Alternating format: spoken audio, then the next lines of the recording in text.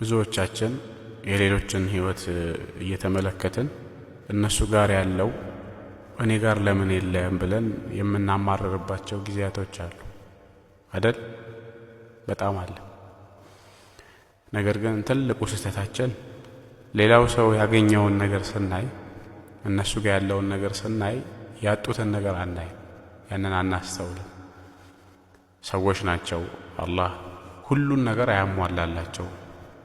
ሁሉ ነገር የተሟላለት ሰው የለም።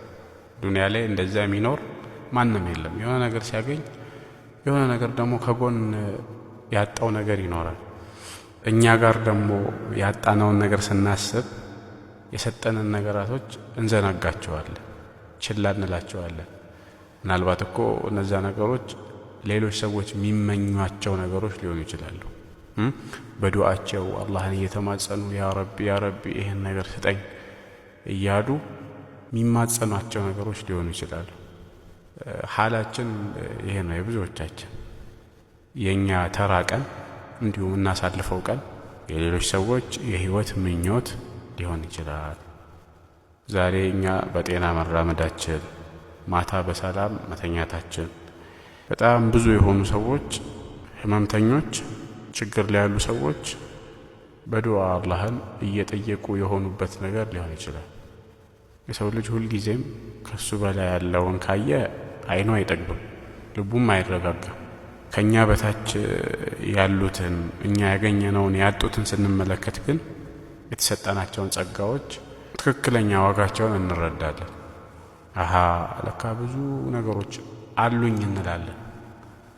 ግን ችግራችን ምንድነው? ያሉንን ነገሮች አናይም፣ እነዛን እያየን አናመሰግንም። ያ ነው ድክመታችን፣ ያ ነው ክፍተታችን። ባለን ነገር አላህን አመስጋኝ ስንሆን እንዳለንም አላህ ቁርአን ላይ እጨምርላችኋለሁ ብሏል። ይጨምርልናል፣ እጥፍ ያደርግልናል ከዚያም በላይ እና ይሄን ማሰብ ያስፈልጋል። ይሄን ስንል ግን ትግልና ጥረት ማድረግ እንተው ማለት አይደለም።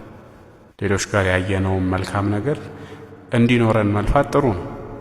ግን በድጋሚ ግን በእጃችን ያለውን ጥለን ችላ ብለን መሆን የለበትም። ምክንያቱም ምንም የሚባል አባባል አለ፣ የቆጡን ላውርድ ብላ የብብቷን ጣለች ተብሏል አይደል?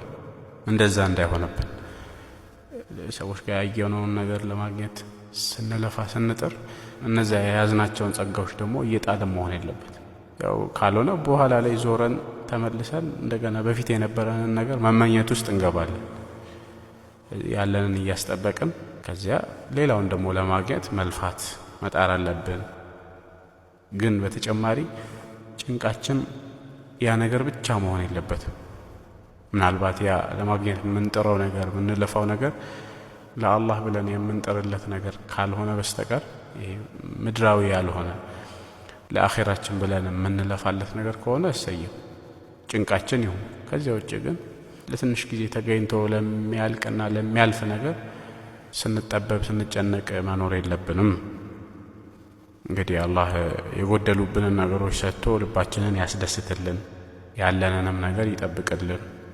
ግን ደግሞ ሌላኛው ችግራችን ምን መሰላችሁ? ያንን በጣም ስንጓጓለት የነበረውን ነገር ስናገኝ ተራ ነገር እናደርገዋለን፣ ወይም ተራ ነገር ይሆንብናል። ለምን ከተባለ እኛው ለፍተን ያገኘ ነው ስለሚመስለን። እንደው ማግኘት በነበረብኝ ጊዜ አላገኘሁት፣ ካለፈ በኋላ ምን ያደርጋል እያለን እያቀለል ነው እንሄዳለን። እንዲህ አይነትም ክፍተትና ችግር አለብን። እንግዲህ አላህ ይሁነን። ባጭሩ አመስጋኞች እንሁን። የትኛውም አይነት ሁኔታ እንሁን፣ አላህን እናመስግን።